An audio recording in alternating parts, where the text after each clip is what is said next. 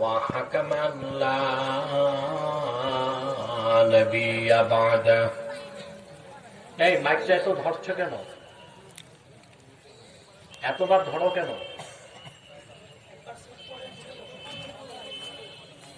Starting ভালো ছিল, ওই রকম করো। বারবার ধরো কেন? আওয়াজ আরো ছাড়বে। الذي أكمل الله به قصر النبوة أي ختم الله به النبوة وحكما لا نبي بعده وأعلن في القرآن بالبرهان أن محمدا صلى الله عليه وسلم خاتم النبيين والمرسلين الذي أرسله بالحق بشيرا ونذيرا وداعيا إلى الله بإذنه وسراجا منيرا فقد قال الله تعالى في كلامه المجيد والفرقان الحميد أعوذ بالله من الشيطان الرجيم بسم الله الرحمن الرحيم ياسين والقرآن الحكيم إنك لمن المرسلين على صراط مستقيم সাউন্ড বাড়বে না তো? কানে বাজে কেন আওয়াজ? প্রথমেই তো ভালো ছিল, এতবার ধরো কেন মায়?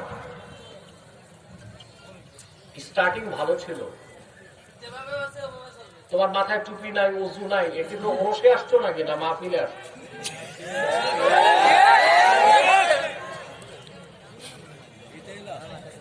সাদাকাল্লাহুল আযীম ওয়া সাদাকা রাসূলুহুন নবিয়্যুল কারীম ওয়া নাহনু আলা যালিকা মিনাশ শাহিদিন والشاكرين والحمد لله رب العالمين إن الله وملائكته يصلون على النبي يا أيها الذين آمنوا صلوا عليه وسلموا تسليما اللهم صل على سيدنا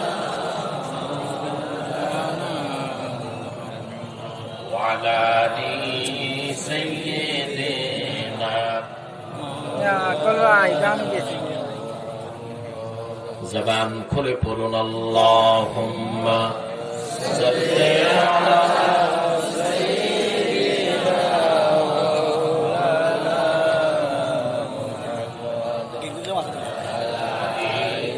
সাইয়্যিদিনা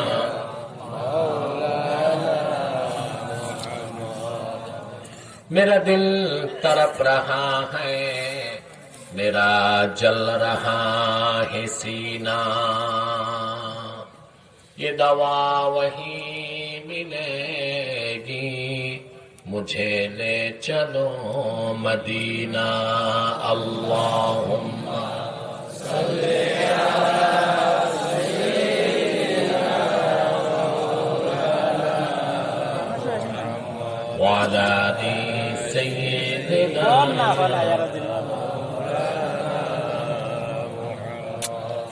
कुल्लुहुम من رسول الله ملتمس غرفا من البحر أو رشفا من الديم اللهم صل على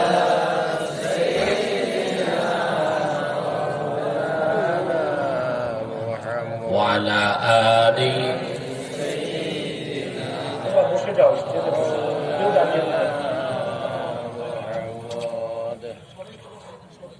محمد رسول الله صلى الله عليه وسلم ختم الله به النبوة وحكما لا نبي بعده بلغ العلا بكماله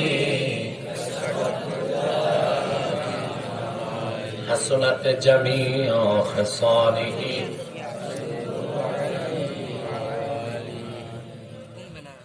লতিফিয়া ইসলামী সভা পরিষদের উদ্যোগে আয়োজিত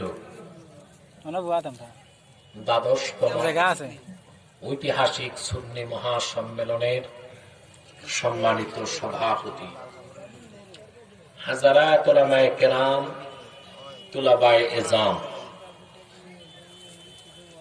পরন্ত দুপুরে প্রচন্ড গরমে চরম ব্যস্ততায় বিভিন্ন প্রান্ত থেকে ছুটে আসা আমার দিন দরদি মুসলমান ভাই ও বন্ধুগণ, সকলকে অন্তরের অন্তঃস্থল থেকে জ্ঞাপন করছি মোবারক।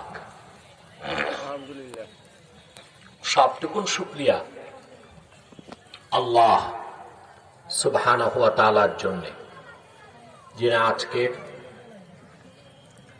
এই বরকতপূর্ণ মাহফিলে আমাদেরকে আসার অবসর তৌফিক এই ভিক্ষা দান করেছেন। সেজন্য আসুন আমরা সকলে একবার অবনত চিত্তে হৃদয়ের আবেগ অনুভূতি উজাড় করে সমবেত কণ্ঠে বলি আলহামদুলিল্লাহ। অগণিত অসংখ্য দরুদ ও সালাম আল্লাহর সৃষ্টির প্রধান আকর্ষণ, বিশ্ব সভার সভাপতি, সকল নবী রাসূলগণের মাথার তাজ, শামসুল হিদায়াত, বদরুদ্দুজা, সাইয়্যিদুস সাকালাইন, ইমামুল মুরসালিন, খাতামুন নবিয়্যিন ওয়াল মুরসালিন, আফতাবে নবুওয়াত, শাহানশাহে রিসালাত, সরকারে দো জাহাঁ, সুলতানুল মদিনা, নবিয়ুল আম্বিয়া, হুজুরে আকরাম, নূরে মুজাসসাম, নূরুন আলা নূর, সাইয়্যিদিনা হাবিবিনা শাফিঈনা মাওলানা মুহাম্মদ সাল্লাল্লাহু আলাইহি ওয়াসাল্লামের উপর আল্লাহ জাল্লা যিকরু,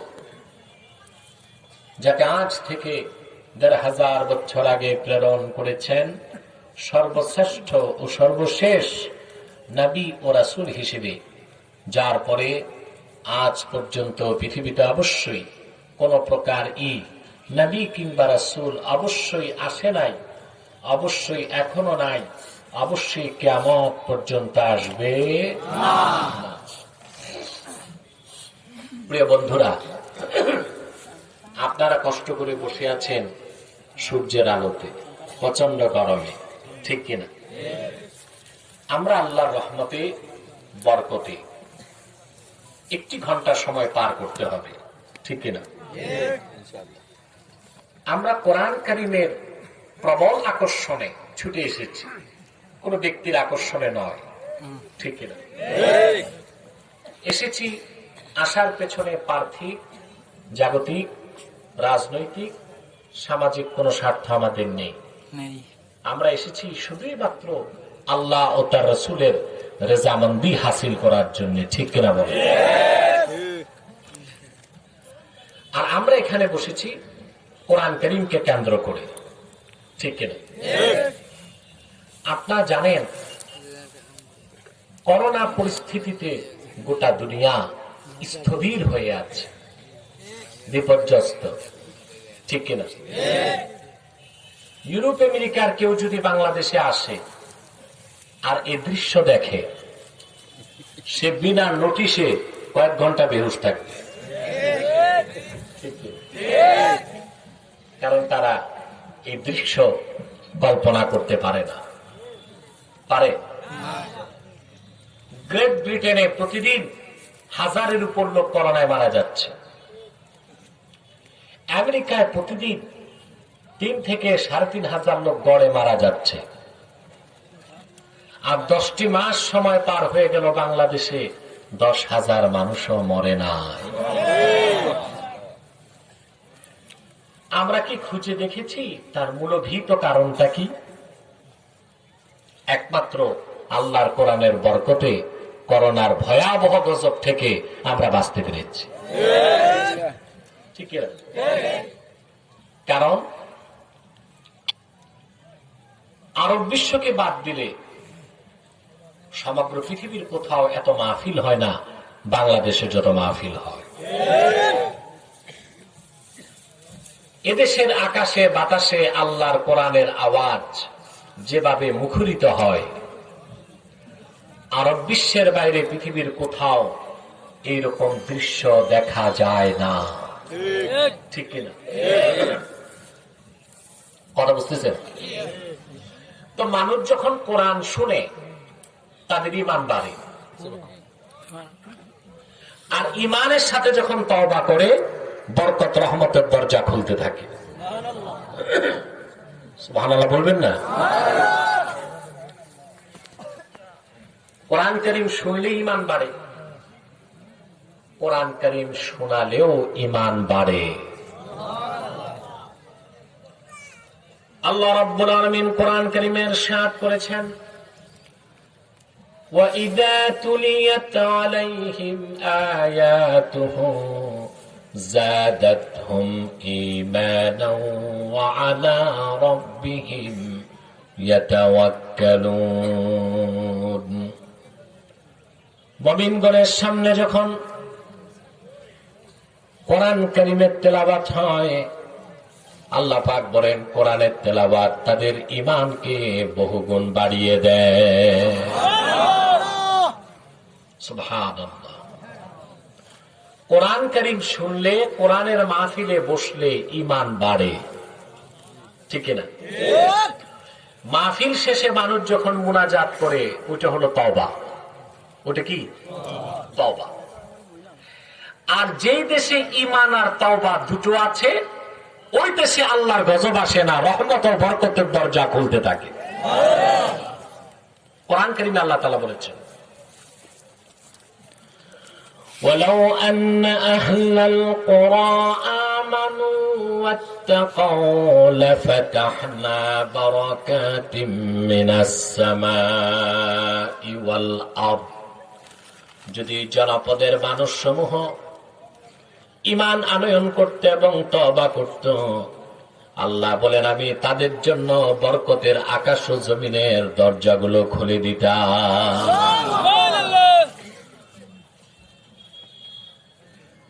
স্টেজে আপনারা ডিস্টার্ব করবেন না, কথা বলবেন না, একদম চুপচাপ।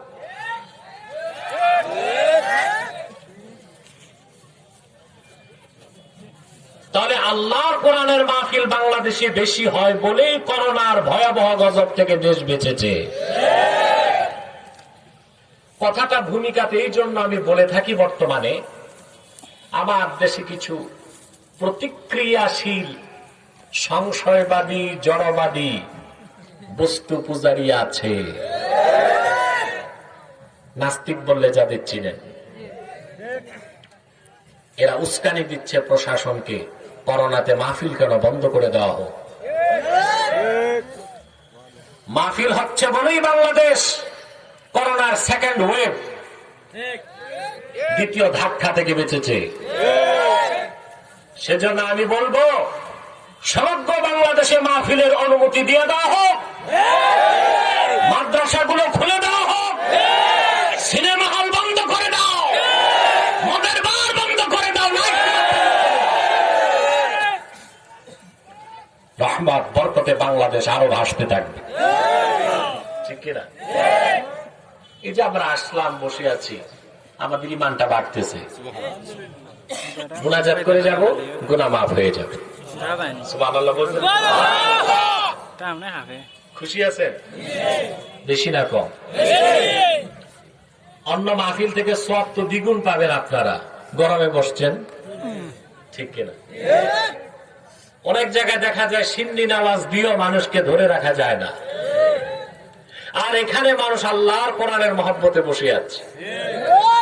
বিনিময়টা যে আল্লাহ অনেক বড় দিবেন তাতে তো আমাদের সন্দেহ নেই, ঠিক কিনা? আমি আজকে আপনাদের সামনে তেলাওয়াত করেছি সূরা ইয়াসিন থেকে। আলহামদুলিল্লাহ। এই সূরাটির নাম জানে না এমন একজন মুসলমান দূরবীন দিয়ে খুঁজে পাওয়া যাবে? কিন্তু আফসোস, এই সূরার ফজিলত থেকে, ব্যাখ্যা থেকে, শিক্ষা থেকে আমরা অনেক দূরে অবস্থান করছি, ঠিক না? ফজিলত বলতে গেলে তো অনেক সময় লাগবে, আমি একটা ফজিলত বলে দিচ্ছি। আল্লাহর হাবিব ইরশাদ করেছেন, ইন্না লিকুল্লি শাইইন কলবা ওয়া ইন্না কলবাল কুরআনি সূরাতু ইয়াসিন।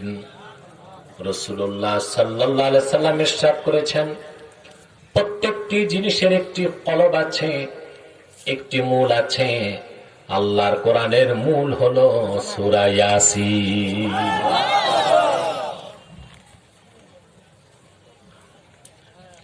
আল্লাহর হাবিব ইরশাদ করেছেন, কোন ব্যক্তি যদি সকালে একবার সূরা ইয়াসিন তেলাওয়াত করে,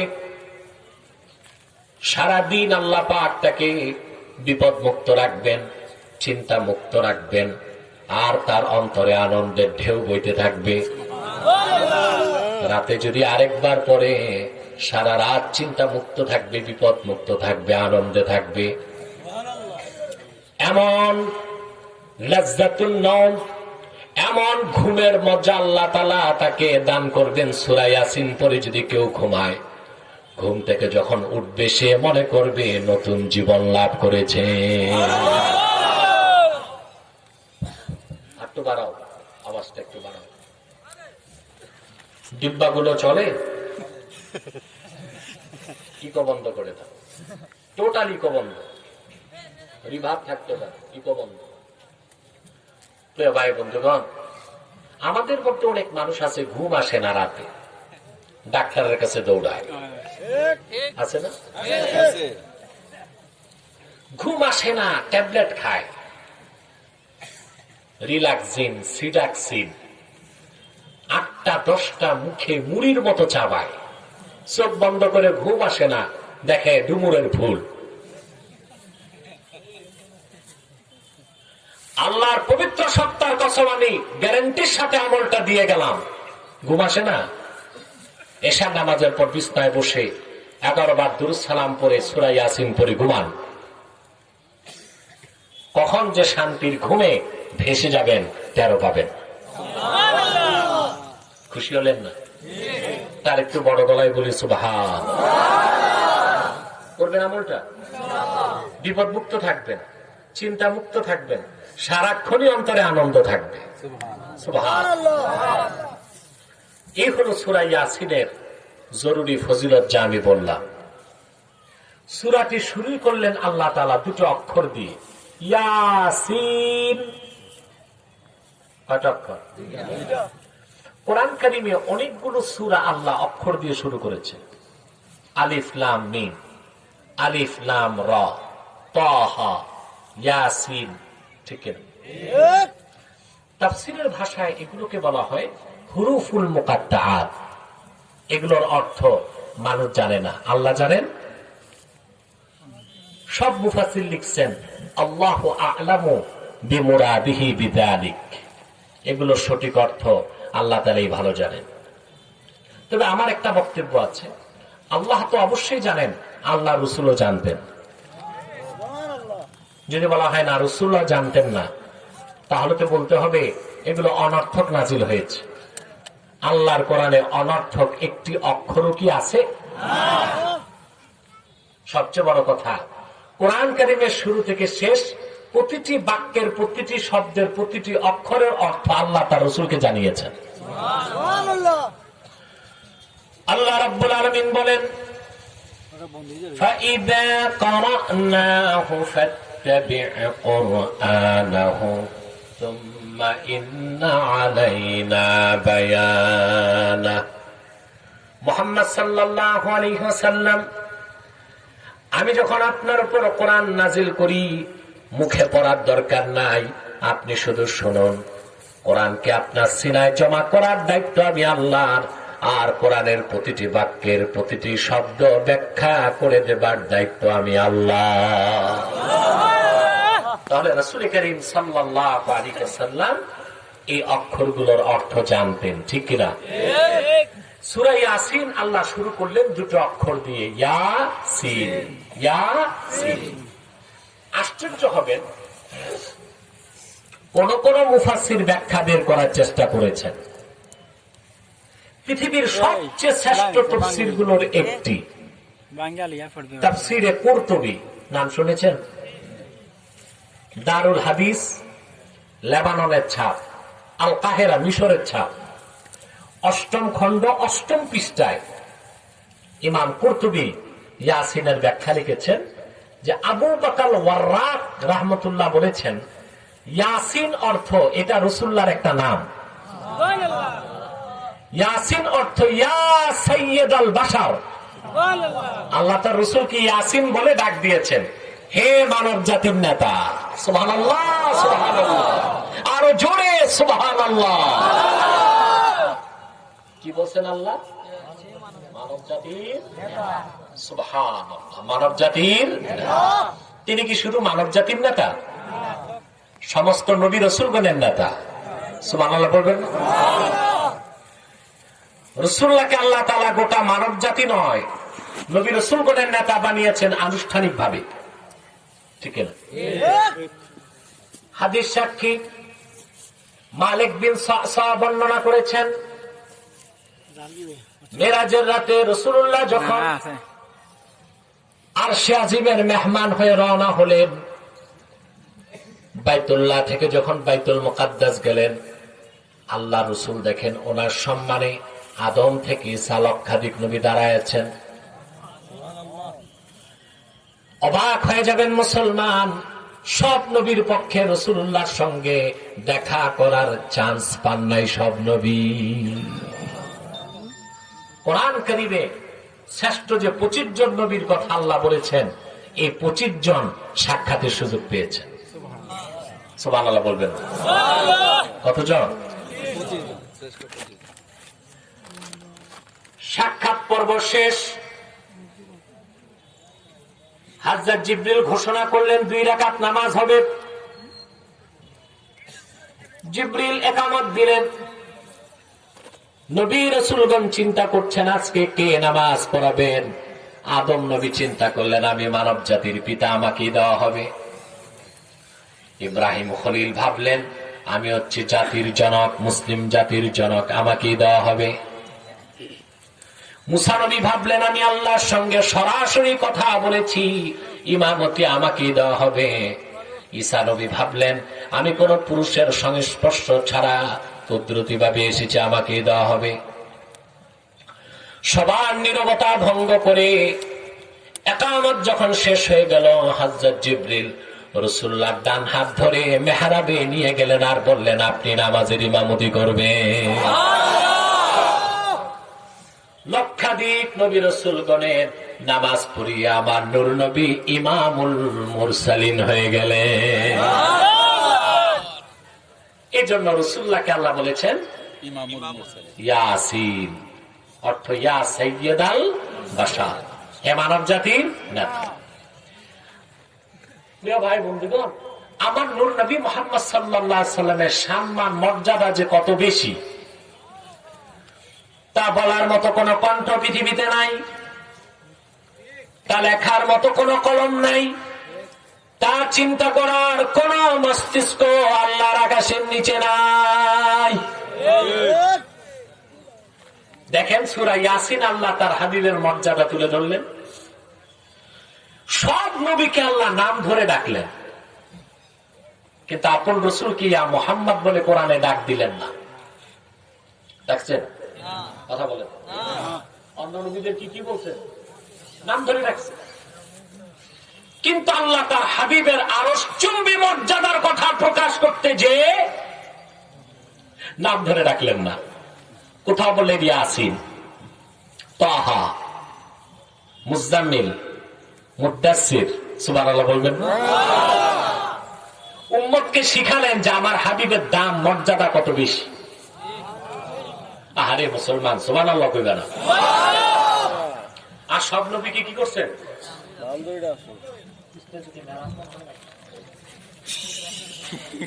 আরে তো ম্যারাথন চলে, কোনো শান্তি নাই। ডিস্টার্ব করলে তো আমি কথা বলতে পারবো না। শান্তি নাই। প্রিয় ভাই বন্ধুগণ, করবো একটু চিকুন করে বাড়ায় দাও। কথা শুনতেছেন? আলহামদুলিল্লাহ, আওয়াজ তো আছে। তোমার ডিব্বায় চালান আছে, তুমি ছাড়ো না কেন? এই লোকটা বুঝলাম না, সুন্দর আওয়াজ আছে তো, এটা এতক্ষণ জমা রাখছে কেন? ভাই বন্ধুগণ, মাঝে মধ্যে মাইক ম্যান অতিরিক্ত ভয় পেয়ে যায়। ওই ভয়তে আম সালা দুটোই যায়। এই জন্য এখন আমি ধমক দিই না, সাদরে বুঝাই। কথা বুঝতে পারছি? প্রিয় ভাই বন্ধুগণ, সব নবীকে আমার আল্লাহ নাম ধরে ডাকছেন, ঠিক না? উদাহরণ দেখেন, وَقُلْنَا يَا آدَمُ اسْكُنْ أَنْتَ وَزَوْجُكَ الْجَنَّةَ وَكُلَا مِنْهَا رَغَدًا। আল্লাহ বলেন, আমি আদমকে ডেকে বললাম, হে আদম, নাম ধরে ডাকছেন না? তুমি এবং তোমার স্ত্রী জান্নাতে পরমানন্দে বসবাস করে এবং যা খুশি মন ভরে খাও। ডাকলেন কি বলে? আল্লাহ তাকে বলতে পারতেন ইয়া আবাল বাশার, পারতেন?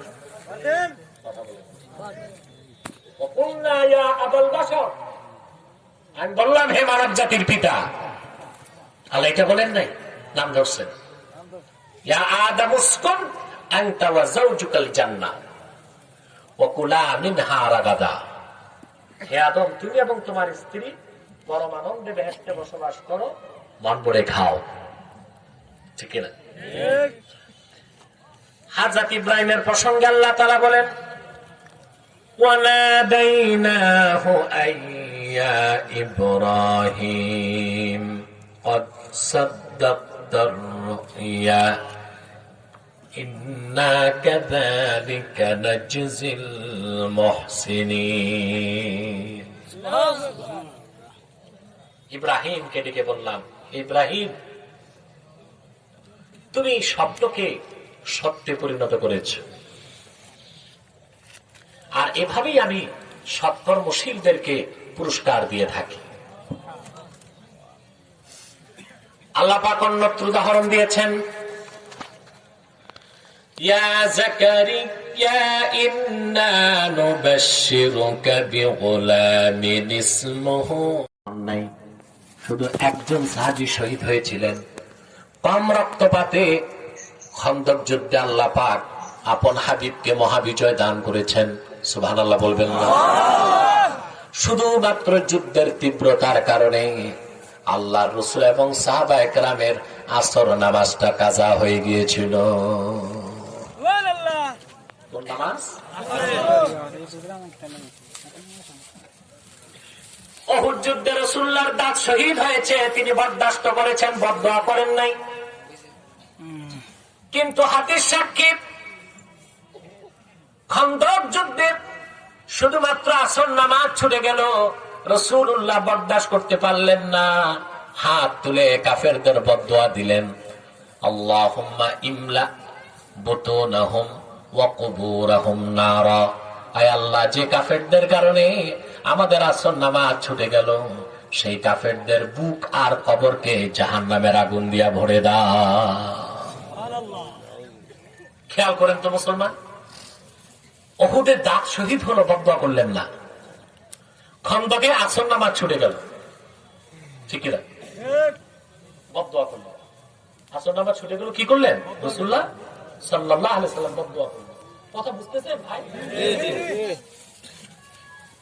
আল্লাহ খুশি হয়ে গেছেন। খন্দক যুদ্ধে মাগরিবের পর রাসূলুল্লাহ আসর নামাজটাকে কাজা হিসেবে আদায় করলেন। আল্লাহ পাক ওহী নাযিল করে দিলেন হাদিসে কুদসি। আল্লাহ ডেকে বললেন, হাবিবি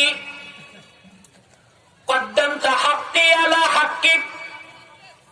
হাবিব,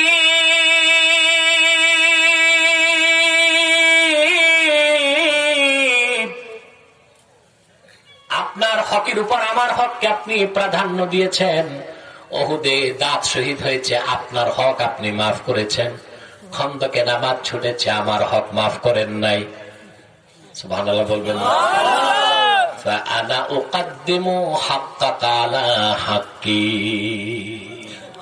আজ থেকে আমি আইন করলাম, আমার হকের উপর আমি আল্লাহ আপনি রাসূলের হককে তুলে ধরুন। সুবহানাল্লাহ।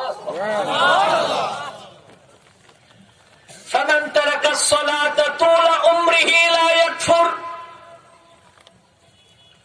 আপনার কোন ইমানদার উম্মত যদি সারা জীবন নামাজ পড়তে না পারে, সে কাফের হবে না, ফাসেক হবে, কোন একদিন জান্নাতে যাবে।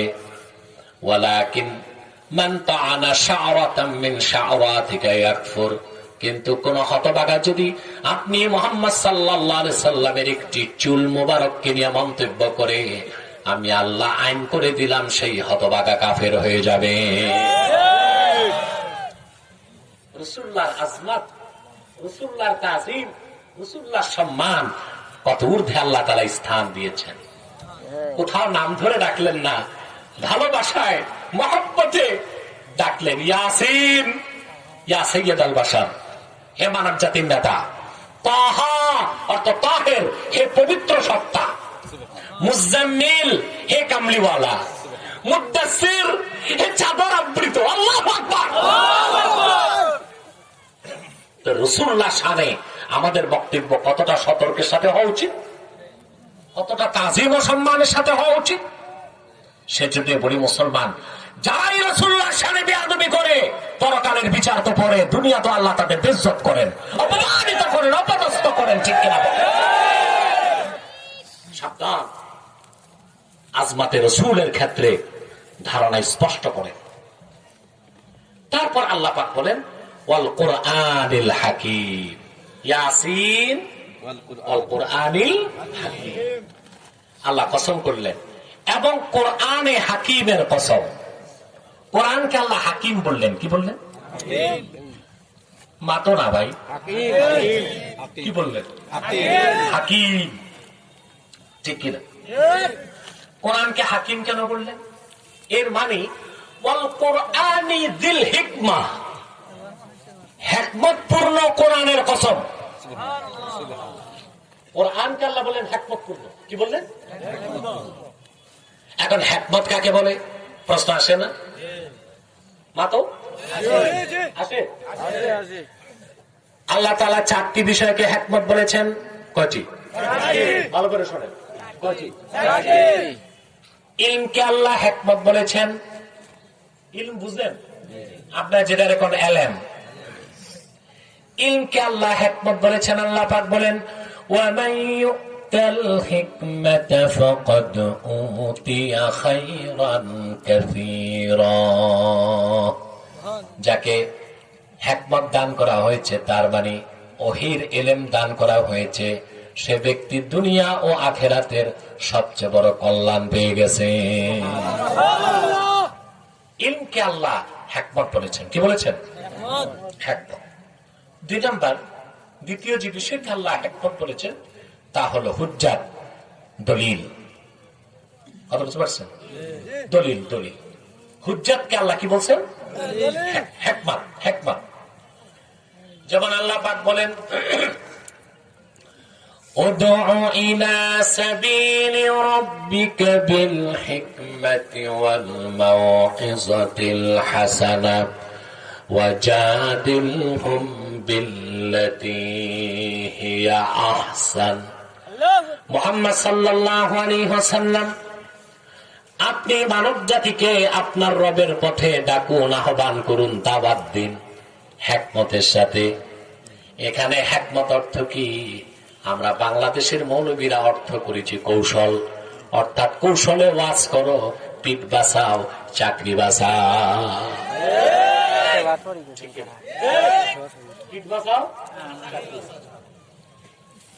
বক্তা যেগুলো জনপ্রিয় হয়ে যায় সব কথা আর বলে না জনপ্রিয়তা ধরে রাখতে, কিন্তু ঘোড়ার ডিম বক্তা বুঝলই না জনপ্রিয়তা দিচ্ছেন কে, কেড়ে নিবেন কে। ঠিক না? আমাকে এখন অনেকে নসিহত খয়রাত করে, হুজুর আপনি এখন সবচেয়ে জনপ্রিয়। আমি বলেছি আলহামদুলিল্লাহ, আল্লাহ নেককার বান্দাদের কাছে আমি সবসময় জনপ্রিয় ছিলাম, আছি, আশা করি থাকবো ইনশাআল্লাহ। নূর নবী মুহাম্মদ সাল্লাল্লাহু আলাইহি সাল্লামের জুতা মোবারকের সদকায়। তবে বর্তমানে সারা দেশে আমি একটি ঐক্য চাই, ঘর সামলাতে হবে, ঠিক কিনা? ঘর ঠিক, পরে মারামারি করা যাবে, ঠিক কিনা? ঘরে 10টা ভাই 10 মতের হয়, শত্রু যদি আগুন দিতে আসে 10 ভাই মারামারি করে না, শত্রু ঠেকায়। আগে আমাদের ঘর বাংলাদেশ ঠিক রাখতে হবে, সেজন্য ঐক্যবদ্ধ হতে হবে। সেজন্য আমার স্লোগান এখন মাসলাক যার যার, ইসলাম সবার। এই মুহূর্তে স্লোগান। ঘর যদি চলে যায় বেদিনের হাতে, বিজাতির হাতে, তাহলে আমরা মারামারি করবো কখন? কথা বলে এখন আর টুপি নিয়ে ঝগড়ার সময় নাই, পরে করা যাবে, ঠিক কিনা? এখন আলিয়া মাদ্রাসা, দেওবন্দি মাদ্রাসা, এই ঝগড়ার সময় নাই। এখন উম্মত সব এক হইতে হবে। এখন কে কোন পীরের মুরিদ তা দেখার সময় নাই। এখন কার জুব্বা কোন কাঠটা ফাড়া তা দেখার সময় নাই। আমার মাসলাক আমার কাছে, তোমারটা তোমার কাছে। ইসলামের সমহান স্বার্থ রক্ষায়, মুসলমানের অধিকার রক্ষায়, বাংলাদেশের স্বাধীনতা সার্বভৌমত্ব রক্ষায় সকল মাসলাকের মুসলমানকে ঐক্যবদ্ধ হবার শপথ নেবার সময় এসেছে।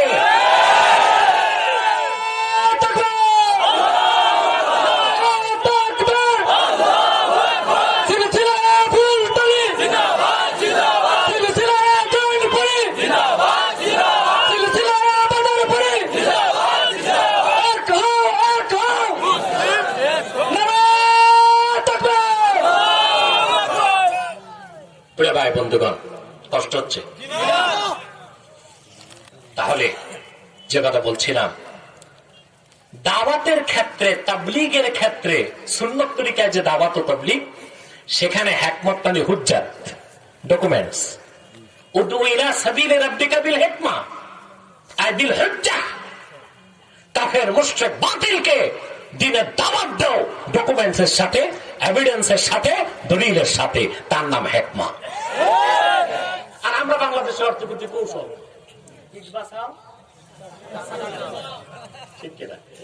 সেজন্য আমাদের খতিব ভাইরা কথা বলতে পারে না মিম্বরে। কথা কেমন করে বলবে?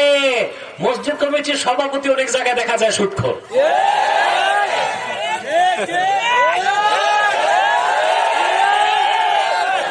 সেক্রেটারি ঘুষখোর, বেচারা ইমাম সাহেব এতিমের মতো বসে থাকে, ঠিক কিনা? আর আমার দেশের মানুষের বদ অভ্যাস, দূরবীনটা ইমামের দিকে থাকে, নিজে পেশাব করে পানি নেয় না, টাকায় থাকে ইমাম সাহেব পেশাব করে পানি নিছে কিনা, ঢিলা কুলুক নিছে কিনা, আবার ঢিলা নিয়ে দৌড়াইছে কিনা। কিন্তু খোঁজ নিলে দেখবেন সে নিজে পেশাব করে।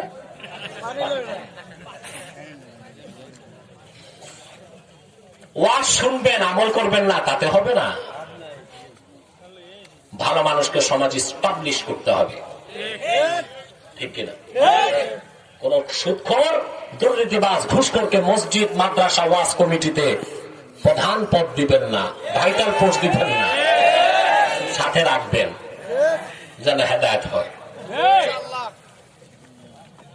আর যদি সুদখোর টাকা দেয়, মসজিদের জন্য নিবেন না। যদি দেখেন এলাকার বিগ হাউস টাইপের মানুষ, না নিলে সমস্যা আছে, টাকা নিয়ে টয়লেট বানায় না।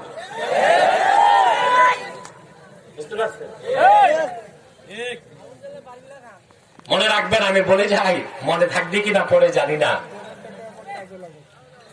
চোর, ডাকাত, খুনি, তার চেয়ে বড় অপরাধী সুদখোর। একমত আমার সাথে? কথা বলে না। একমত? এটা আমার কথা না, হাদিস। আকলু দিরহামিন মিনার রিবা আশাদ্দু মিন 33 জানিয়া ইয়াজনিহার রাজুল।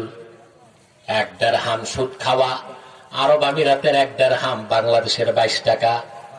22 টাকা পরিমাণ সুদ খেলে 33 বার জিনা করার চেয়েও বড় গুনাহ হয়ে যায়। এখন আপনারা বলেন, কে অপরাধী বেশি, জিনাকার, চোর ডাকাত না সুদখোর? চোর যদি একটা পান, পুলিশ আসার আগে জায়গায় শেষ, পিটায় মেরে ফেলেন। ডাকাত পাইলে তো কথাই নেই, মারার জন্য ভাগও পাইবেন না। চোর ডাকাতকে এত ঘৃণা করলেন, আর তার চেয়ে বড় অপরাধী সুদখোরকে আপনি সভাপতি বানান, সেক্রেটারি বানান। তার মানে হচ্ছে ইমাম সাহেবকে ফিউজ করে দেওয়া। ঠিক কিনা বলেন? পিঠ বাঁচানোর নাম কৌশল, হেকমত নয়। চাকরি বাঁচাবার নাম হেকমত নয়। জনসমর্থন ধরে রাখার নাম হেকমত নয়। হক কথা না বলার নাম হেকমত নয়। কথা বলতেই হবে, কখনো এক এক সময় এক এক আঙ্গিকে, এক এক পরিবেশে এক এক ভাবে, কিন্তু কথা তো বলতেই হবে। অনেকে বলে, হুজুর মাঠে এত গরম, লাইভ শোতে এত ঠান্ডা কেন? লাইভ শো দেখছেন না? এখন মন্তব্য করতেছে যে হুজুর মনে হয় বয়স বেড়ে গেছে, ঠান্ডা হয়ে গেছে। হ্যাঁ, আমার বয়স এত তো বেশি হয় নাই যে ঠান্ডা হয়ে যাবে। এখন মানুষের কৌতূহল যে হুজুর তো মাঠে খুব গরম, লাইভ শোতে বুদ্ধিজীবীদের সাথে এত ঠান্ডা কেন? আমি বলেছি তার একটা কারণ আছে। এইসব বুদ্ধিজীবীরা আল্লাহর কোরআন থেকে অনেক দূরে, আর তাদের রোগ অনেক বড়। ঠিক কিনা? রোগীর যখন ক্যান্সার হয়, থেরাপি দিতে হয়। কি দিতে হয়? থেরাপি কিন্তু একদিনে দেয় না, 2 মাস পর পর একটা, 1 মাস পর পর একটা। কেন? ডাক্তার যদি সব থেরাপি একদিন দেয়, এক থেরাপিতে তো চুল দাড়ি চলে যায়, আর সব থেরাপি যদি একসাথে দেয়, রোগী পাওয়া যাবে না। ঠিক কিনা? এইসব বুদ্ধিজীবীরা বড় অসহায়, কোরআন থেকে দূরে। আস্তে আস্তে বুঝায়। 2, এরা আরামে থাকতে থাকতে আর ফ্রি খাইতে খাইতে অনেকটাই পোল্ট্রির মুরগির মতো নরম। এখন যদি টেবিল থাপড়ে চাপড়ে আমি ধমক দিই, তো জায়গায় হার্ট অ্যাটাক। সমস্যা বাড়বে না কমবে? এই জন্য নরমে নরমে তাদেরকে বুঝাবার চেষ্টা করি। আলহামদুলিল্লাহ, আপনারা দেখেছেন ডক্টর জাফরুল্লাহ চৌধুরী তওবা করেছেন এবং তিনি এখন কোরআন কারীম শিখতেছেন। আলহামদুলিল্লাহ। আমি তাফসীর, সিরাত মুবারকের কিতাব, আমার লিখিত কিতাবটাকে পাঠিয়ে দিয়েছি 2 দিন আগে। তিনি সাদরে গ্রহণ করেছেন। ইসলামের দাওয়া সবার কাছে দিতে হবে। ঠিক কিনা? কাউকে বঞ্চিত করা যাবে? কথা বলেন, যাবে? আমি আমার সঞ্চালককে বলেছি, হিন্দু, বৌদ্ধ, খ্রিস্টান ঐক্য পরিষদে যারা আছে ওদেরকে বসাও, ওদেরকেও দিনের দাওয়াত দিব। ঠিক কিনা? সবাইকে দিনের দাওয়াত পৌঁছাতে হবে। কথা বুঝতেছেন ভাই? তাহলে হেকমতের একটি অর্থ হলো ইলম, হেকমতের আরেক অর্থ হলো হুজ্জাত, দলিল। ঠিক কিনা? হেকমতের আরেক অর্থ সুন্নাত। সুবহানাল্লাহ বলবেন। আল্লাহ পাক বলেন, আরসালনা ফীকুম রাসূলাম মিনকুম ইয়াতলু আলাইকুম আয়াতিনা ওয়া ইউযাক্কিকুম ওয়া ইউআল্লিমুকুমুল কিতাবা ওয়াল হিকমা ওয়া ইউআল্লিমুকুম মা লাম তাকুনু তা'লামুন। আল্লাহ পাক বলেন, আমি তোমাদের মধ্য থেকে আমার রাসূল মুহাম্মদ সাল্লাল্লাহু আলাইহি সাল্লামকে প্রেরণ করেছি। তিনি আমার কোরআন তোমাদের তেলাওয়াত করে শোনাবেন, তোমাদের আত্মাকে পরিশুদ্ধ করবেন। ওয়া ইউআল্লিমুকুমুল কিতাবা ওয়াল হিকমা, কোরআনও শিখাবেন, হিকমত শিখাবেন। ইমাম শাফি রাহমাতুল্লাহ হিকমতের ব্যাখ্যা করেছেন ইয়ানি সুন্নাতাহু, আল্লাহ রাসূল কোরআন শিখাবেন আর কোরআনের ব্যাখ্যা হিসেবে নিজের সুন্নত শিখাবেন। হিকমতের আরেক অর্থ কি? সুন্নাত। আরেক অর্থ কি? সুন্নাত। হিকমতের চতুর্থ অর্থ হলো প্রজ্ঞা। কয়টা অর্থ পাইলাম? ইলম, দলিল, সুন্নাত, প্রজ্ঞা। কোরআনকে আল্লাহ বলেছেন ওয়াল কোরআনিল হাকিম, এবং হিকমতপূর্ণ কোরআনের কসম। কোরআনে চারটাই আছে, পুরা কোরআন এলেমে ভরা, পুরা কোরআন দলিলে ভরা, পুরা কোরআনের ব্যাখ্যা রাসূলুল্লাহর সুন্নাত, আর কোরআন হচ্ছে পুরাটাই প্রজ্ঞাময়, বিজ্ঞানময়। বলেন সুবহানাল্লাহ। আল্লাহ কোরআনকে বলেছেন ওয়াল কোরআনিল হাকিম। সুবহানাল্লাহ। প্রজ্ঞাময় কোরআন, বিজ্ঞানময় কোরআন। সুবহানাল্লাহ। এলেম পূর্ণ কোরআন, দলিল পূর্ণ কোরআন। কোরআনে বিজ্ঞান আছে না? কথা বলেন, কোন বিজ্ঞান? বর্তমান প্রচলিত বিজ্ঞান যেখানে শেষ, কোরআনের বিজ্ঞান সেখানে শুরু। আল্লাহ কোরআনকে হাকিম বলেছেন। সুবহানাল্লাহ। কোরআন কারীমের তাফসীর করতে যে আমার সায়েন্স রিলেটেড যে আলোচনা, এগুলো দেখবেন ইউটিউবে, আমি সব ব্যাখ্যা করেছি। বিজ্ঞান এখন যা বলছে কোরআন ১,৫০০ বছর আগে বলেছে। কোরআন এমন কথা বলে রেখেছে যা বিজ্ঞানকে পেতে আরো ১,৫০০ বছর লাগতে পারে। বিজ্ঞান দিয়ে কোরআনকে জাস্টিফাই করা যাবে না, কোরআন দিয়ে বিজ্ঞানকে জাস্টিফাই করতে হবে। আরে ভাই, সাউন্ডটা কমে গেল তো, আগের মতোই আছে।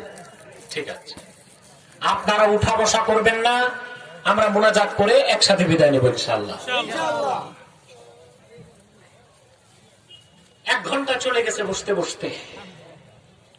আপনারা খেয়ে এসেছেন? দুপুরে ভাত খাইছেন? আমি খাই নাই। আমি যদি খেতাম তা আধা ঘন্টা দেরি হতো, আসতে আধা ঘন্টা দেরি হতো, ওয়াজ করতে পারতাম না। সমস্যা কি? আমরা তো রোজা রেখে অভ্যাস আছে, না খেলেই মুসলমান শক্তি পায় বেশি, আর খেলেই অলস হয়, ঘুমায়। ঠিক কিনা? শরীরে রোগ বাসা বাঁধে। তবে পরিমিত খেতে হবে। নিজেরটা খাবেন, পরেরটা খাবেন না। আমাদের অভ্যাস, পরেরটা খাইতে গেলে খুব খাওয়া খায়। দুপুরে দাওয়াত, সকালে নাস্তা আর করে না, পুরা গোডাউন খালি করে, তারপর যে চোখ বন্ধ করে খায়। আরে বলতে না বলতেই খাওয়া চলে এসেছে। আমি মানুষকে খাই কেমন করে? এগুলো নিচে রাখেন, এগুলো দেখে আমার পেট ভরে গেছে। নিচে রাখেন। ভাই বন্ধুগণ, কথা খেয়াল করতেছেন? কথা বুঝতেছেন? তাহলে প্রচলিত বিজ্ঞান তার সমস্ত আবিষ্কার নিয়ে যেখানে থেমে গেছে, আল্লাহর কোরআন তো অনেক উপরে, মুমিনের স্তর তো অনেক উপরে, আল্লাহ নগণ্য সৃষ্টির প্রযুক্তি সেখানে শুরু হয়। আমি একটা উদাহরণ দিচ্ছি। শীতকালে রাশিয়ার সাইবেরিয়া থেকে অতিথি পাখি আসে বাংলাদেশ, হাওর বাওর বিলে পেট ভরে মাছ খায়, আবার চলে যায় আপন দেশে। ঠিক কিনা? কিন্তু সর্বাধুনিক বিজ্ঞানের প্রযুক্তি দিয়ে মানুষের সাইবেরিয়া যেতে কি রকম সময় লাগবে? প্লেন লাগবে। ঠিক কিনা? প্লেন বানাতে বিজ্ঞানকে কত শ্রম দিতে হয়েছে। বাংলাদেশ এখন কিছু প্লেন কিনেছে, ড্রিম লাইনার, খুব দামি প্লেন। আগে আমরা বিদেশ গেলে খুব লজ্জা পেতাম, আমাদের প্লেন নাই, যাও ছিল চাকা নাই, ডানা নাই, ভিতরে মশা, শুনতাম বৃষ্টি আসলে পানিও টপ টপ পড়ে প্লেনে। এখন কিছু নতুন প্লেন সরকার কিনেছে, এর মধ্যে আছে ড্রিম লাইনার। একটি ড্রিম লাইনার এখন প্রায় ১৪০০ কোটি টাকা লাগে কিনতে।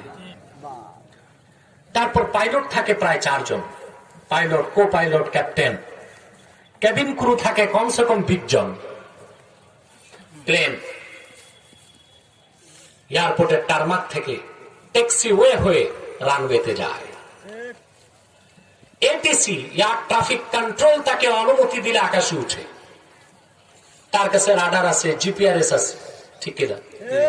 সুপার কম্পিউটার সিস্টেম আছে। এয়ার ট্রাফিক কন্ট্রোলের সাথে যোগাযোগ করে আকাশে সে উড়ে।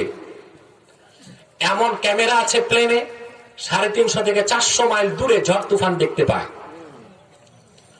বাংলাদেশ থেকে প্লেনটা অস্ট্রেলিয়া গেল, যে দেখলো প্রচন্ড কুয়াশা, নো ভিজিবিলিটিতে প্লেনটা নামতে পারবে না, বিপদে পড়ে যাবে। কিন্তু একটি সাইবেরিয়ার পাখি অক্সফোর্ডে পড়ে নাই, ক্যামব্রিজে পড়ে নাই, তার কাছে জিপিআরএস নাই, রাডার নাই, দ্রাঘিমাংশ অক্ষাংশ তার জানা নাই, ঝড় তুফান কোথায় আছে জানে না। সে তার দেশ সাইবেরিয়া থেকে আকাশে ডানা মেলে উড়ে ঝঞ্ঝা বিক্ষুব্ধ ঝড় তুফান পার হয়ে বাংলাদেশে এসে কয়েক মাস পেট ভরে মিঠা পানির মাছ খেয়ে মনটা ভরে যায়, আবার দেশে ফিরে যায়, পথঘাট ভুলে যায় না। বিজ্ঞানের প্রযুক্তি যেখানে শেষ, আল্লাহর সৃষ্ট একটি ক্ষুদ্র নগণ্য ইতর প্রাণী পাখির প্রযুক্তি সেখানে শুরু। বিজ্ঞান নিয়ে নাস্তিকরা ফালাফালি করো না। বিজ্ঞান দিয়ে কোরআন জাস্টিফাই করা যাবে না, কোরআন দিয়ে বিজ্ঞানকে জাস্টিফাই করা যাবে। বিজ্ঞান সসীম, কোরআন অসীম। অসীম দিয়ে সসীমকে দেখা যায়, সসীম দিয়ে অসীমকে বোঝা যায় না, ঠিক কিনা? কোরআনকে আল্লাহ বলেছেন হাকিম, ওয়াল কোরআনিল হাকিম। ব্যাখ্যা বুঝছেন? আমি কোরআন কারীমের তাফসীর সহজে আপনাদেরকে তুলে ধরছি, মাথায় ঢুকে কথা বলেন। আপনারা এখন আলহামদুলিল্লাহ বাংলাদেশের মানুষ চোখ কান খুলছে, এখন কোরআন হাদিসের কথা শুনতে চায়, আর গল্প কেচ্ছা পুঁথি শাস্ত্রের কাহিনী শুনতে চায় না। মানুষের চোখ কান খুলতেছে। এখন দেখেন না, মাহফিল গুলোতে দিন রাতে হাজার হাজার লোক হয়, আউল বাউল ফাউল, তাদের ভাত শেষ। এগুলো মানুষের শুনে না, শুনতেও চায় না। একতারা দোতারা সেতারা তাম্বুরা জাম্বুরা, এগুলো আর ভালো লাগে না মানুষের কাছে, ঠিক কিনা বলেন? এদেরকে এখন আউল বাউলদের কিছুদিন পর দেখবেন আইসিইউতে রাখতে হবে, না খেয়ে মরবে তো। ভাই বন্ধুগণ, এরপর আল্লাহ পাক বলেন ইন্নাকা লামিনাল মুরসালিন। মুহাম্মদ সাল্লাল্লাহু আলাইহি সাল্লাম, আমি আল্লাহ কসম করে বলি, আমি সাক্ষী দিচ্ছি, আপনি মুহাম্মদ আমার রাসূল। সুবহানাল্লাহ বলেন। আপনি রাসূলগণের অন্তর্ভুক্ত। শুধু তাই নয়, সমস্ত রাসূলগণের নেতা। আপনি খাতামুন নবীন, ইমামুল মুরসালিন। বলেন সুবহানাল্লাহ। আলা সিরাতিম মুস্তাকিম। আল্লাহর দেখানো, আল্লাহর প্রতিষ্ঠিত সহজ সরল পথের ধারক হিসেবে, সহজ সরল পথের প্রদর্শক, আল্লাহর দেখানো, আল্লাহর মনোনীত সহজ সরল পথের উপর আপনি প্রতিষ্ঠিত। অর্থাৎ আল্লাহর পক্ষ থেকে আপনি মুহাম্মদ সাল্লাল্লাহু আলাইহি ওয়াসাল্লাম যে পথ আর যে মত এনেছেন, দ্বীন ইসলাম, এটাই একমাত্র সত্য, আল্লাহ কর্তৃক গৃহীত, স্বীকৃত, মনোনীত। বলেন সুবহানাল্লাহ, ঠিক কিনা? আর কোন পথ নাই, মত নাই। কথা বলেন, আর কোন পথ নাই, পথ একটাই, দ্বীন ইসলাম। ওটাকে আল্লাহ বলেছেন সিরাতে মুস্তাকিম। সুবহানাল্লাহ বলবেন না? রাসূলুল্লাহ যে দ্বীন ইসলাম রেখে গেলেন, এটা খণ্ড করা, এটা ভাগ করা, এটা বিকৃত করা, এটাকে বাঁকা করার কোন সুযোগ আমাদের নাই। আমাদের মধ্যে অনেক বক্তা অসচেতনতায় বলে থাকে ইসলাম ধ্বংস হয়ে যাবে। না, ইসলাম ধ্বংসের জিনিস না, হইলে মুসলমান ধ্বংস হইতে পারে। ইসলাম ধ্বংস করা যাবে না। এরপর আমাদের মধ্যে অনেক বুদ্ধিজীবী আছে, ইসলামের নাম দিছে রেডিক্যাল ইসলাম, মডারেট ইসলাম। নাউযুবিল্লাহ বলবেন না? আল্লাহর আখিরি নবী নবীজি মুহাম্মদ সাল্লাল্লাহু আলাইহি ওয়াসাল্লাম ১৫০০ বছর আগে আল্লাহর পক্ষ থেকে যে সিরাতে মুস্তাকিম দ্বীন ইসলাম এনেছেন, তার শুরু কোরআন, শেষ আল্লাহর জান্নাত। সেই ইসলামকে ভাগ করার কোন ক্ষমতা কোন মানুষের নাই। ইসলাম রেডিক্যাল বলতে কিছু নাই, মডারেট বলতে কিছু নাই। ইসলামটা একটাই, যেটা দ্বীন ইসলাম, চেরাগে মুহাম্মাদি। ঠিক কিনা? ভাগ করা যাবে? ওই যে আমার দেশে কিছু আবার মুসলিম ব্লগার আছে, ইসলামের পক্ষে রেখে জ্ঞান নাই তো লিখতে যায় কি লেখে ঠিক নাই। একজন লেখছে যে ইসলাম মানুষকে আঘাত করে এই ইসলামে আমি নাই। আরে নাদান কা বাচ্চা, গাধে কা আন্ডা, তুই তো বুঝলি না যে ইসলাম রাসূলুল্লাহর ইসলাম না, ওটা তো ইসলামই না। ঠিক কিনা বলে? যে মতবাদ কোরআন হাদিসের বিপক্ষে সেটা ইসলাম নয়। ইসলাম একটাই, যেটা রাসূলুল্লাহ মানুষকে দেখিয়েছেন ১৫০০ বছর আগে। সন্ত্রাস ইসলাম বলতে কিছু নাই, মডারেট ইসলাম বলতে কিছু নাই, রেডিক্যাল ইসলাম বলতে কিছু নাই। ইসলাম একটাই, যেটা চেরাগে মুহাম্মাদী। এগুলো আমাদেরকে বুঝতে হবে। ইসলাম হচ্ছে সিরাতে মুস্তাকিম। সুবহানাল্লাহ। এর বাইরে কোনো পথ নাই, এর বাইরে কোনো মত নাই। ইসলামই দিতে পারে মানুষকে শান্তি, কল্যাণ, পরকালে মুক্তি। পৃথিবীর মানুষ মানব রচিত তন্ত্র মন্ত্র দেখতে দেখতে বেহুশ। পৃথিবীর একটা বিরাট অংশ চর্চা করে সমাজবাদ, সোশ্যালিজমকে। ঠিক কিনা? সমাজতন্ত্র তার নিজ মাতৃভূমিতে আত্মহত্যা করছে, রাশিয়া ভেঙ্গে টুকরা হয়ে গেছে। ঠিক কিনা? পুঁজিবাদ, যেটার নেতৃত্ব দেয় আমেরিকা, পুঁজিবাদীরা পৃথিবীর মানুষকে শান্তি দেয় নাই, কি দিয়েছে? যুদ্ধ। প্রথম বিশ্বযুদ্ধ করেছে পুঁজিবাদীরা, দ্বিতীয় বিশ্বযুদ্ধ করেছে পুঁজিবাদীরা। পুঁজিবাদীদের কন্ডাক্টর, পুঁজিবাদীদের ধারক যুক্তরাষ্ট্র গালফ যুদ্ধ করে, উপসাগরীয় যুদ্ধে মধ্যপ্রাচ্যে 22 লক্ষ মুসলমানকে হত্যা করেছে, ভিয়েতনামে 20 লক্ষ মুসলমানকে হত্যা করেছে, নিরীহ আফগানিদেরকে হত্যা করেছে। পুঁজিবাদ মানুষকে রক্ত, অশান্তি, সন্ত্রাস ছাড়া কিছু দিতে পারে না। অতএব আর পুঁজিবাদ সমাজবাদ নয়, ইসলামকে ধরতে হবে। ব্যক্তি জীবন, সমাজ জীবন, রাষ্ট্র জীবনে যদি চান ইহকালীন কল্যাণ, যদি চান পরকালের মুক্তি, নিরাশ হবেন না, নিরাশ হবেন না, একদম নিরাশ হবেন না।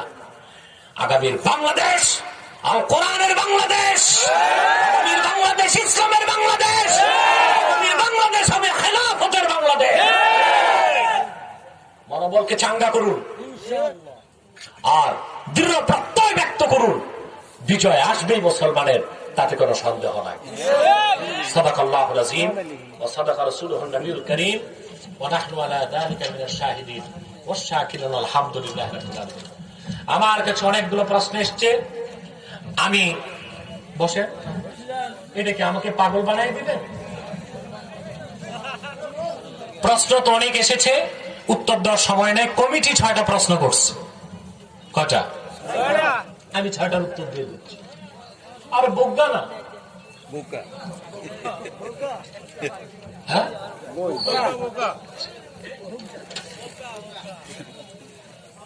প্রথম একটি প্রশ্ন এসছে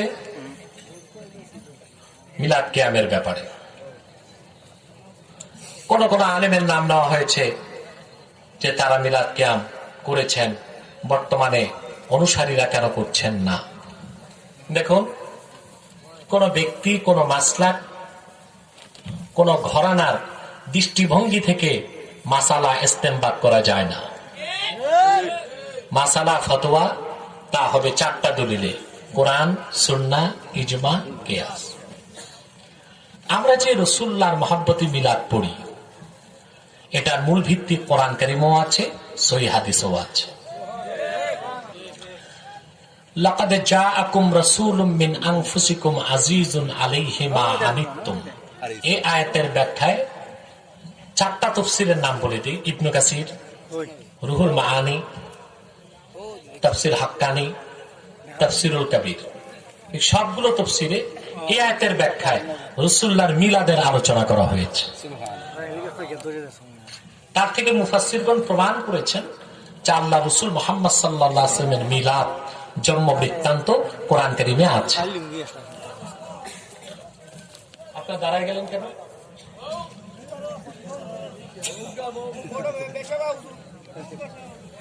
দুই, হাদিসে রাসূল কারীম সাল্লাল্লাহু আলাইহি ওয়াসাল্লামের মিলাদের শুধু হাদিস আছে তা না, মিলাদের উপর পরিচ্ছেদই আছে।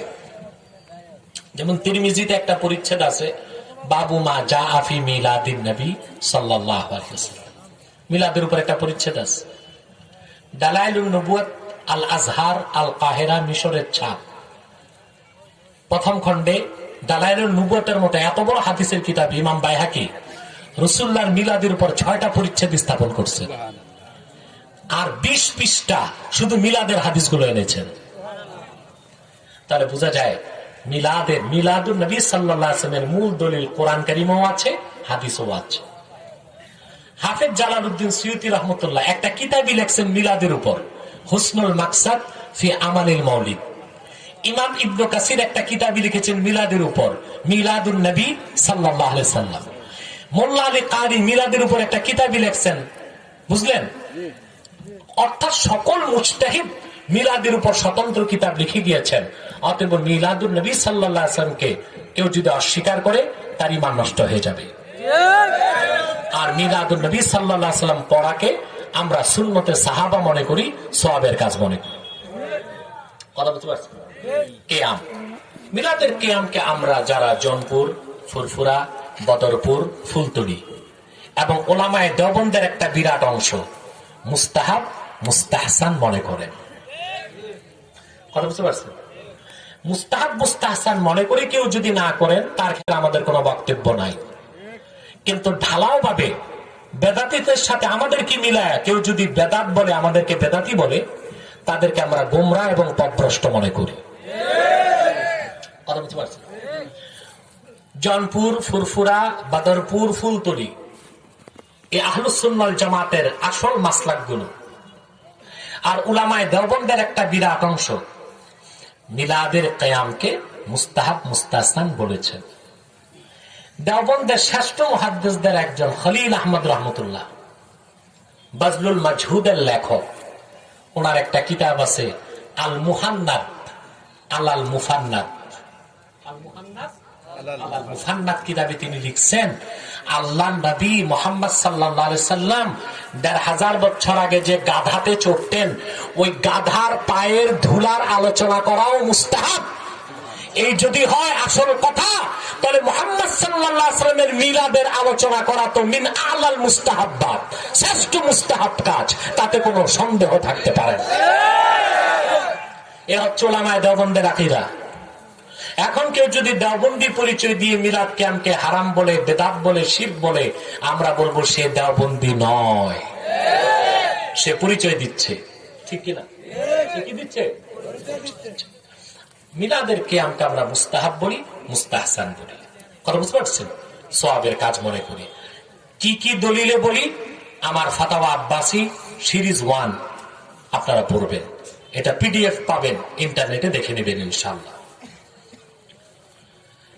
নামাজে নাবি নাকি বুকের উপর হাত বাঁধতে হয়? পুরুষ ও মহিলা কি একসাথে জামাতে নামাজ আদায় করা যাবে? দুটো প্রশ্ন। এক, পরিষ্কার সহিহ হাদিস থেকে প্রমাণিত সুন্নাত হচ্ছে নাভির নিচে হাত বাঁধা। কোথায়? বুকের উপর হাত বাঁধার একটি হাদিসও সহিহ নয়। লামাযহাবী ভাই যারা বুকের উপর হাত বাঁধার হাদিস দেখান, এটা আছে সহিহ ইবনে খুজাইমাতে। হাদিসটির বর্ণনাকারী সাহাবী ওয়াইল ইবনে হুজর। সকল মুহাদ্দিস একমত এই হাদিসটা জয়ীফ। আর আমরা যে নাভির নিচে হাত বাঁধি, এই হাদিস আসছে হাদিস সিয়াহ সিত্তার 3টা কিতাবে, আবু দাউদে আসছে, নাসাইতে আসছে, তিরমিজিতে আসছে। ওয়া আন আলী কাররামাল্লাহু ওয়াজহা ইয়াদাউল ইয়ুমনা আলাল ইউসরা তাহতা সুররা। হযরত আলী বলেছেন, বাম হাতের উপর ডান হাত ধরবে, নাভির নিচে বাঁধবে। হাদিস তিরমিজিতে আসছে, আবু দাউদে আসছে, অমিনাস সুন্নাতি ওয়াদউল আকুফে আলাল আকুফে তাহতা সুররা। সুন্নাত হচ্ছে বাম হাত ডান হাতে ধরা, নাভির নিচে বাঁধা। এই হাদিসগুলো সহিহ, কুতুবুস সিত্তায় আসছে, সিয়াহ সিত্তাতে আসছে। বুকের উপর হাত বাঁধার একটা হাদিস সহিহ দেখাতে পারবে না তারা। তারা জয়ীফ হাদিস আমল করতেছে। 3, পুরুষ আর মহিলা একসাথে জামাতে মসজিদে যেতে পারবে কিনা? না। মহিলাদের জামাতের উদ্দেশ্যে মসজিদে যাওয়া মাকরুহে তাহরিমা, ইসলামের প্রাথমিক অবস্থায় রাসূল করিম সাল্লাল্লাহু আলাইহি সাল্লাম মহিলাগণকে মসজিদে আসার অনুমতি দিতেন, কিন্তু হযরত ওমর ওনার খেলাফতে মহিলাদের মসজিদে আসা বন্ধ করে দিয়েছেন। বুঝেন না? কারণ আল্লাহ রাসূল সাল্লাল্লাহু আলাইহি সাল্লাম মহিলাদের ব্যাপারে বলেছেন যে মহিলাদের ঘরে নামাজ পড়া মসজিদ থেকে উত্তম। রাসূলুল্লাহ পুরোপুরি নিষেধ করেন নাই, একটাই কারণ যে আল্লাহ রাসূল সাল্লাল্লাহু আলাইহি ওয়াসাল্লামের কাছ থেকে সরাসরি ইলম অর্জনে বঞ্চিত হবে মহিলারা, এই জন্য অনুমতি ছিল। হযরত ওমর ওনার যুগে দেখলেন আর তো মহিলাদের আসার দরকার নেই মসজিদে, তিনি তাদেরকে বাড়িতে নামাজ পড়ার জন্য কঠিন নির্দেশ করলেন, আইন জারি করলেন। হযরত ওমর ছিলেন খোলাফায়ে রাশিদিনের একজন, ঠিক কিনা? এই জন্য হযরত ওমরের এই কাজে কোন সাহাবী বাধা দেন নাই, এটা ইজমায়ে সাহাবা হয়ে গেছে। সেজন্য মহিলাদের মসজিদে জামাতে যাওয়া পুরুষের সাথে মাকরুহ। কথা বুঝতে পারছেন? 3 নাম্বার প্রশ্ন করা হয়েছে, নারায়ে রিসালাত ইয়া রাসূলুল্লাহ অর্থ কি? দেখুন, নারা মানে স্লোগান। নারা মানে কি? নারায়ে রিসালাত মানে রিসালাতের স্লোগান, নারায়ে তাকবীর মানে আল্লাহর বরত্বের স্লোগান। তো আমরা নারায়ে তাকবীরের সাথে নারায়ে রিসালাত বলি।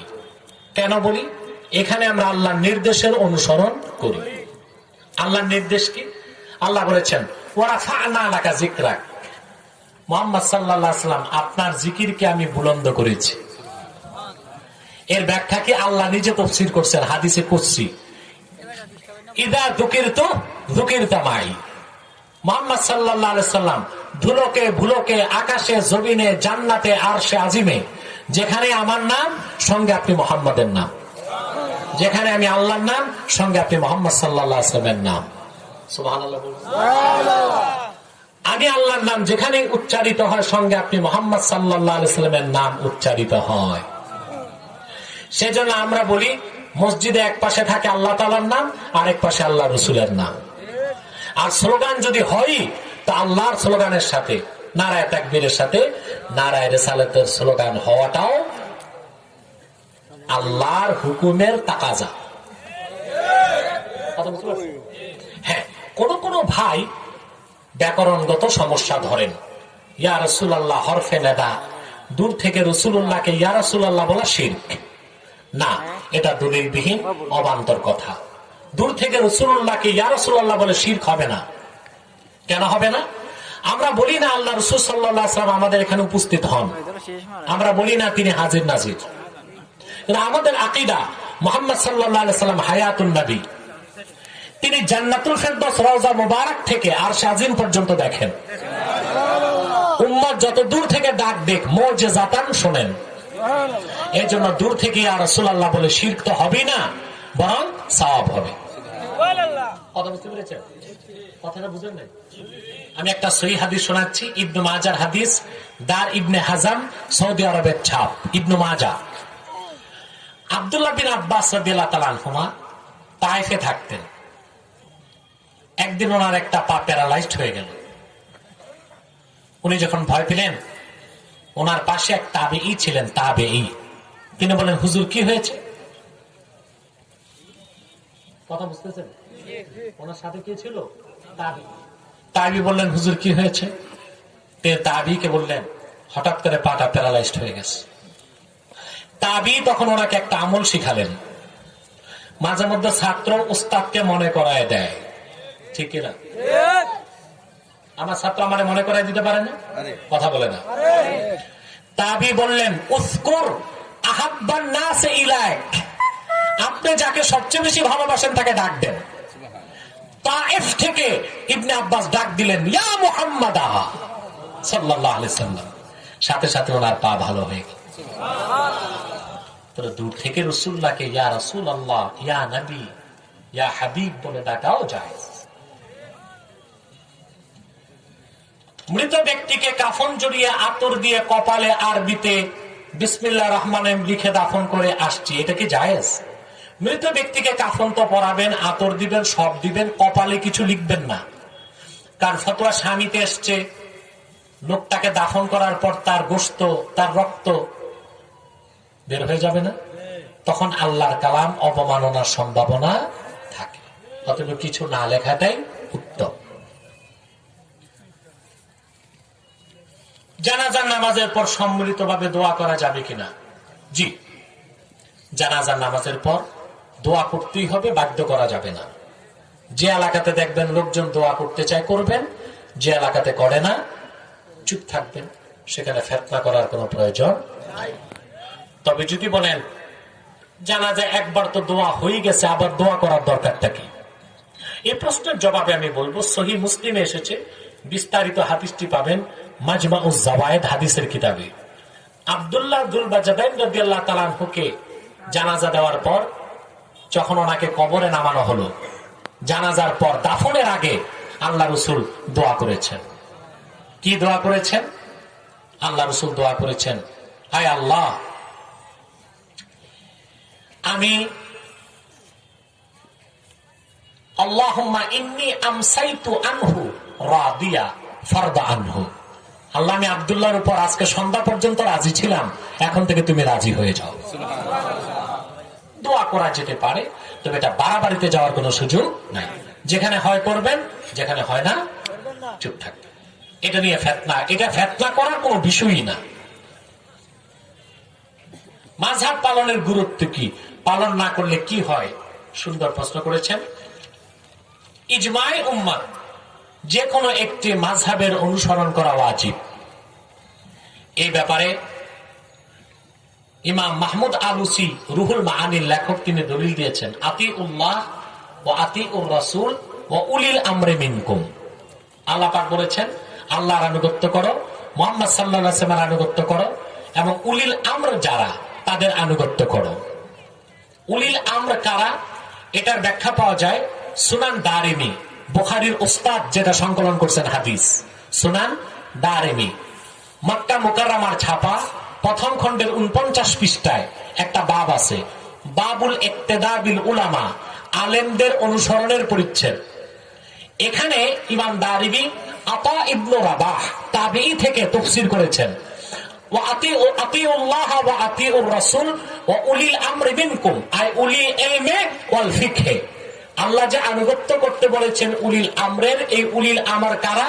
উলিল ইলমি ওয়াল ফিকহ, যারা উম্মতের মধ্যে ইলম ও ফিকহের ধারক, তাদের অনুসরণ করতে বলেছেন। তাহলে মাযহাব মানার কথা তো আল্লাহ নিজেই বলে দিয়েছেন। কথা বুঝেন না?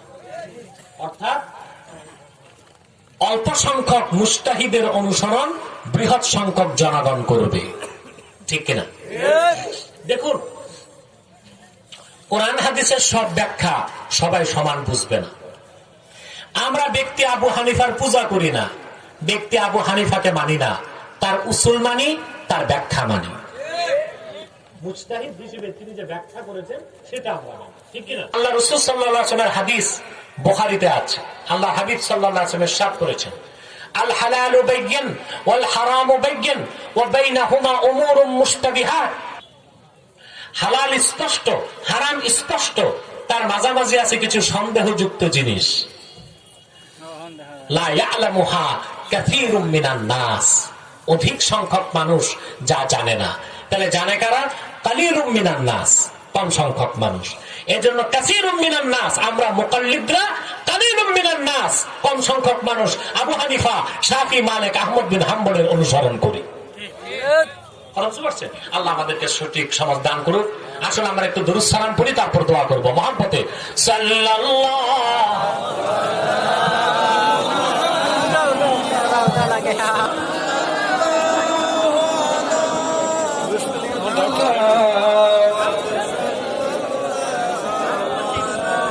ইয়া নবী সালাম আলাইকা।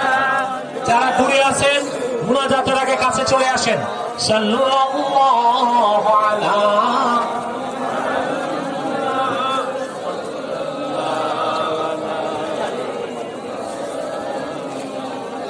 সাল্লাল্লাহু আলা মুহাম্মদ সাল্লাল্লাহু আলাইহি ওয়াসাল্লাম। ইয়া নবী ইয়া রাসূল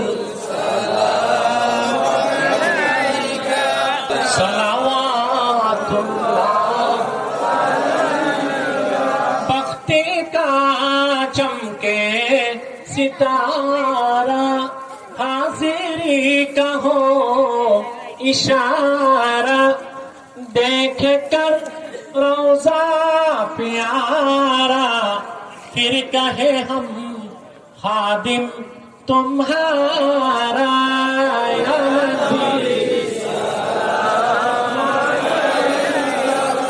या रसूल या हबीब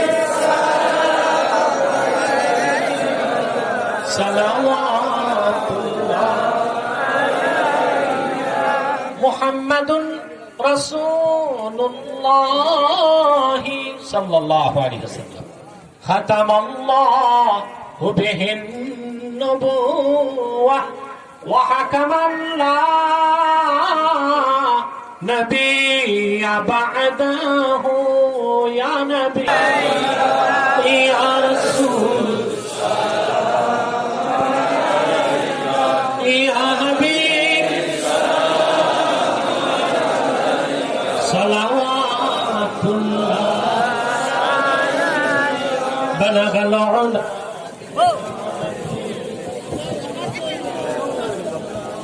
হাসনাত জামিল। পার্থিব জাগতিক কোন বিনিময়ের জন্য এত কষ্ট করি নাই, শুধু তোমার রাজি খুশির জন্য, তোমার হাবিবের রেজা মন্দির জন্য এখানে বসলাম, কোরআন কারীমের কথা শুনলাম, ইতিমের মতো দুটো হাত পেতে বসলাম। এতগুলো মানুষের মধ্যে যার দুটো হাত তোমার ভালো লাগে, তার দুটো হাতের বিনিময়ে আমাদের জীবনের সব গুনাহ তুমি মাফ করে দাও।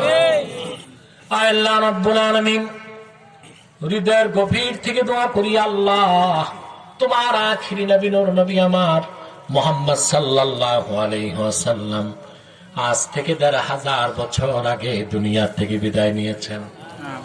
হায়াতুন নবী হিসেবে জান্নাতুল ফেরদৌস রওজা মুবারকে বিশ্রাম নিয়েছেন। হায়াতুন নবী হিসেবে জান্নাতুল ফেরদৌস রওজা মুবারকে বিশ্রাম নিয়েছেন। জীবনে একবার তোমার আখিরি নবী নূর নবী আমার মুহাম্মদ সাল্লাল্লাহু আলাইহি ওয়াসাল্লামের জান্নাতুল ফেরদৌস রওজা মুবারকে উপস্থিত হয়ে গো আল্লাহ, তোমার হাবিবের নূরের কদমে দরুদ ও সালামের হাদিয়া দেবার আগে আল্লাহ তুমি ডাক দিও না। আল্লাহ পাক একবার বা একাধিকবার যারা সোনার মদিনায় নূরের মদিনায় যেতে পেরেছি, আল্লাহ জীবনে বারবার তোমার আখিরি নবী নূর নবী মুহাম্মদ সাল্লাল্লাহু আলাইহি সাল্লামের নূরের শহর মদিনা মুনাওয়ারা জিয়ারতের জন্য তাদের কপাল খুলে দাও। আল্লাহ তাআলা হৃদয়ের গভীর থেকে দোয়া করি, আল্লাহ তোমার আখিরি নবী নূর নবী আমার মুহাম্মদ সাল্লাল্লাহু আলাইহি ওয়াসাল্লামের নূরের চেহারা মোবারক স্বপ্নে একবার দেখে গো আল্লাহ, জান্নাত ওয়াজিব হবার আগে তুমি ডাক দিও না। আল্লাহ পাক একবার বা একাধিকবার যারা তোমার আখিরি নবী নূর নবী মুহাম্মদ সাল্লাল্লাহু আলাইহি ওয়াসাল্লামের নূরের চেহারা মোবারক স্বপ্নে দেখার সৌভাগ্য লাভ করেছে, আল্লাহ জীবনে বারবার দেখার জন্য তাদের কপালটা আল্লাহ তুমি সোনার কপাল বানায় দাও। আল্লাহ আমাদের অনেকের বাবা নাই, অনেকের মা নাই, অনেকের বাবা মা একজনও নাই। যত মানুষের বাবা মা দুনিয়া থেকে বিদায় নিয়ে অন্ধকার কবরে চলে গেছে, আল্লাহ সকল মুসলমান বাবা মার কবরকে আল্লাহ তুমি দয়া করে জান্নাতের বাগান বানায় দাও। আল্লাহ এ মাহফিলের জন্য যারা ধন দিয়েছে, যারা মন দিয়ে খেটেছে, শোনার জন্য যারা এসেছে, আল্লাহ প্রচন্ড রোদে মানুষগুলো বসে রইল, মাবুদ ক্ষুধা নিয়া তৃষ্ণা নিয়া রোদে জ্বলে পুড়ে বসে যারা কয়েকটা ঘন্টা কোরবান করেছে, আজকের মাহফিলটা জাহান্নাম থেকে বাঁচার জন্য তাদের নাজাতের জরিয়া বানায় দাও। আল্লাহ প্রবাস থেকে যারা সহযোগিতা করেছে তাদের প্রবাসী জীবনকে কল্যাণময় করে দাও। যারা উপস্থিত হয়েছে আমাদের মেয়র, স্থানীয় নেতৃবৃন্দ, সম্মানিত উলামায়ে কেরাম এবং এই থানা ভারপ্রাপ্ত কর্মকর্তার পক্ষ থেকে যে ফোর্স এসেছে, এলাকার যুবক এবং স্বেচ্ছাসেবক এবং মিডিয়া কর্মী সকলের নেক মাকসাদকে তুমি কবুল করো, সকলকে একটি আলোকিত জীবন দান করো, পরকালের মুক্তির জন্য সিরাতে মুস্তাকিমের যাত্রী বানায় দাও। ভাইরা আমার, একটি মিনিট সময় ছেড়ে দিলাম। চক্ষুটা বন্ধ করুন, দিলটা নরম করুন, মাথাটা নত করুন। আল্লাহর আখিরি নবী নূর নবী আমার মুহাম্মদ সাল্লাল্লাহু আলাইহি ওয়াসাল্লামের ওসিলা ধরে আল্লাহর কাছে চান, যা চাইবেন তাই কবুল হয়ে যাবে। যদি পারো রে ভাইরা, 2 ফোঁটা চোখের পানি সদকা করে দি।